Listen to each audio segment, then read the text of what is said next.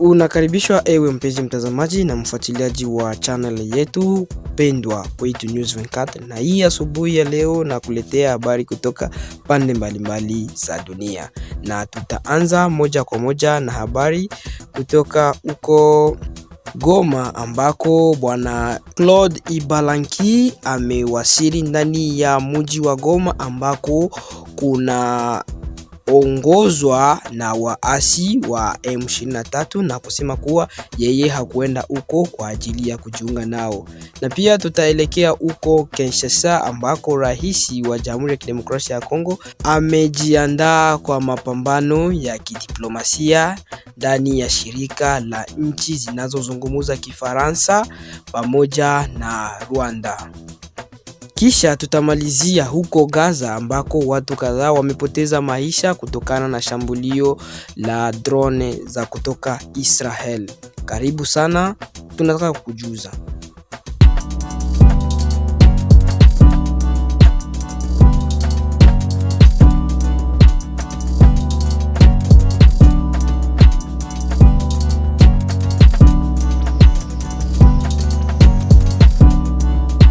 Basi tukuletei habari ya kimataifa na ya kidiplomasia kutoka huko Afrika ya Kati. Jamhuri ya Kidemokrasia ya Kongo na Rwanda zimejiandaa kwa mapambano ya kidiplomasia ndani ya shirika ya kimataifa la nchi zinazozungumza Kifaransa OIF. Rwanda imetangaza kuwa itawasilisha tena mgombea wake Louise Mushikiwabo kwa muhula wa 3 kama katibu mkuu wa Organisation Internationale de Francophonie. Hatua hiyo imezua taharuki jijini Kinshasa, ambapo serikali ya Kongo pia inathibitisha kuwa itawasilisha mgombea wake katika uchaguzi huo. Tangu kuanza kwa mgogoro wa kisiasa na kiusalama kati ya Kinshasa na Kigali, mamlaka za Kongo zimekuwa zikionyesha kutoaminiana kwao dhidi ya Organisation Internationale de Francophonie. Serikali ya Kongo inashutumu Organisation Internationale de Francophonie na hasa katibu mkuu wake Louise Mushikiwabo tangu mwaka wa 2018 kwa kushindwa kulaani kile Kinshasa inakiita vitendo vya Rwanda ndani ya ardhi ya Kongo. Kwa miaka ya hivi karibuni, mvutano huo umeonekana wazi. Mara kadhaa wajumbe wa Kongo walikataa hata kuonekana kwenye picha za pamoja wakati wa mikutano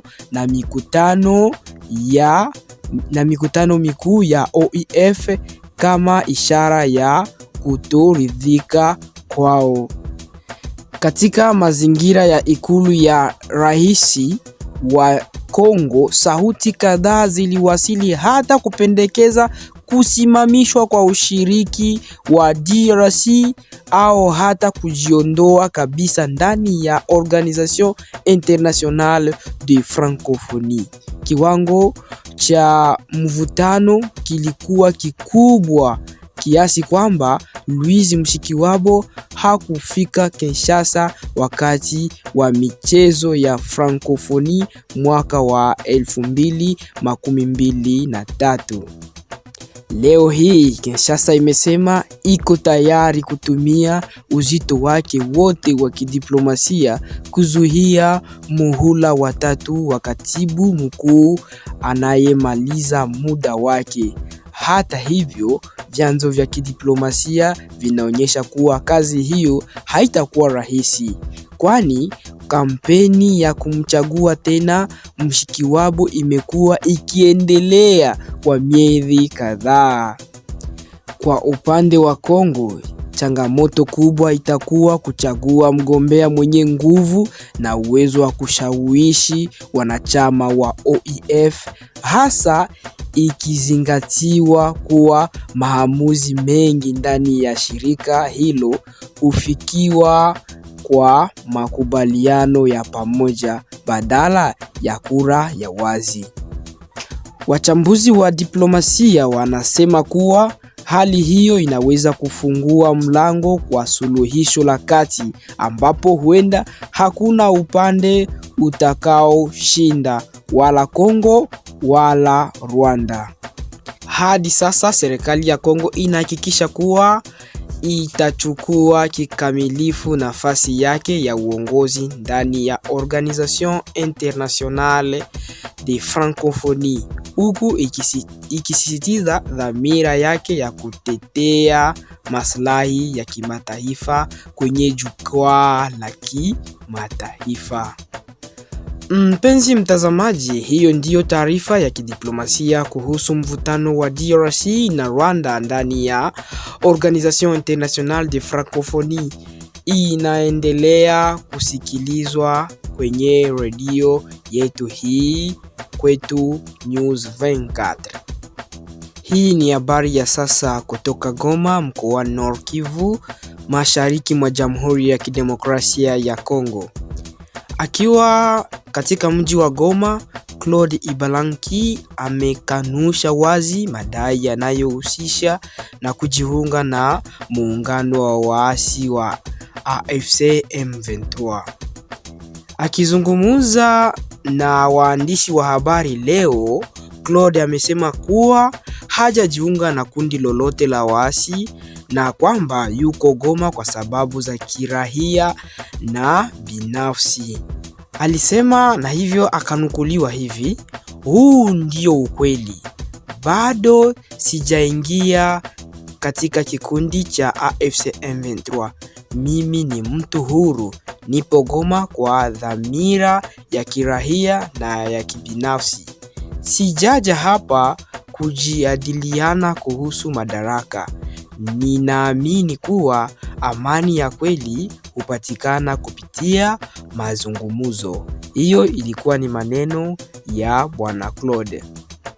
Claude ambaye aliwahi kuwa mratibu wa utaratibu na wa ufuatiliaji wa mkataba wa mfumo wa Addis Ababa, anasisitiza kuwa suluhisho la mgogoro unaoendelea mashariki mwa nchi haliwezi kupatikana kwa njia ya silaha pekee, bali kupitia mazungumzo ya kisiasa na ya kijamii yanayohusisha wadau wote.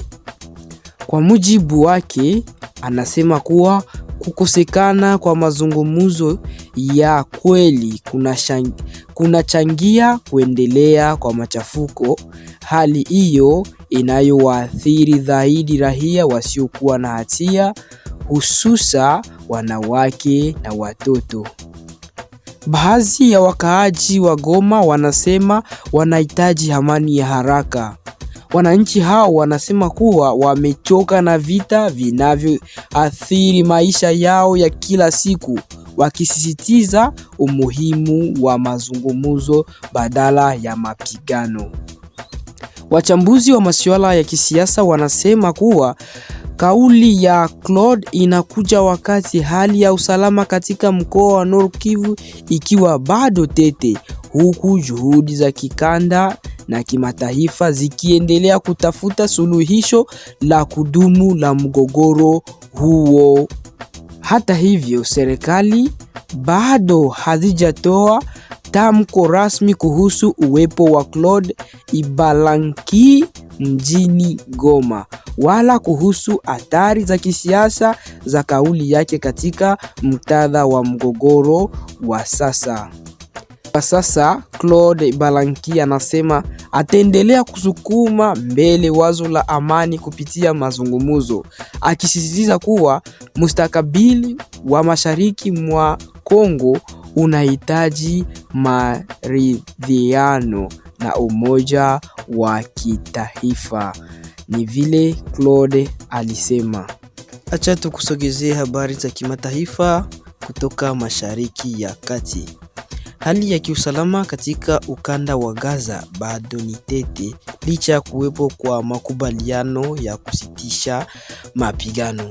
Siku ya Jumamosi iliripotiwa kuwa makumi ya raia wa Palestina waliuawa katika kile kinachoelezwa kuwa moja ya siku zenye vurugu kubwa zaidi katika siku za hivi karibuni.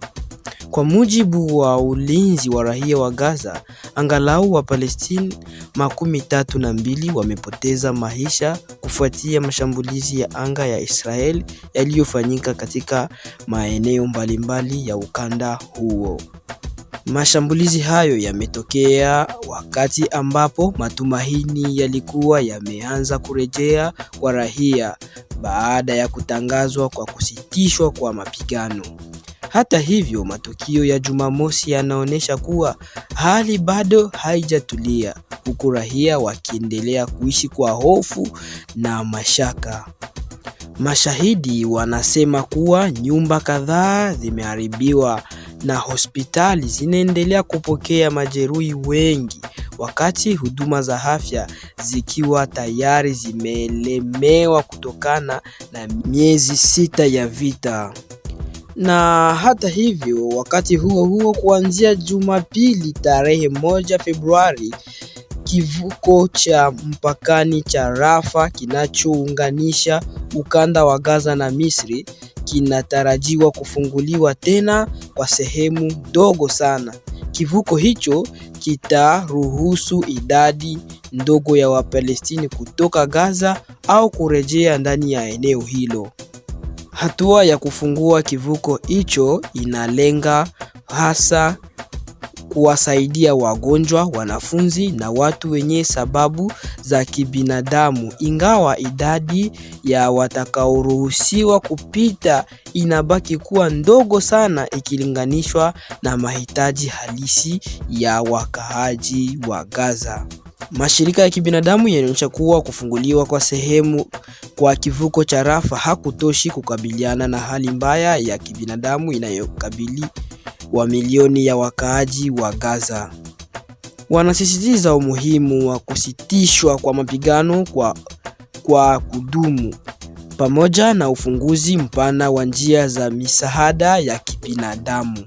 Kwa upande wao, viongozi wa kimataifa wanaendelea kutoa wito kwa pande zote kuheshimu makubaliano ya kusitisha mapigano na kulinda raia, huku wakionya juu ya hatari ya kuongezeka tena kwa mapigano.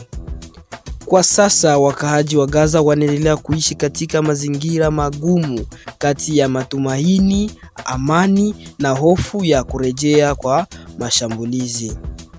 Macho yote yanaelekezwa katika juhudi za kidiplomasia ili kurejesha utulivu wa kudumu katika eneo la Gaza. Hiyo ndiyo habari kutoka ukanda wa Gaza, na tutaendelea kukujuza ikiwa tutapata habari zaidi.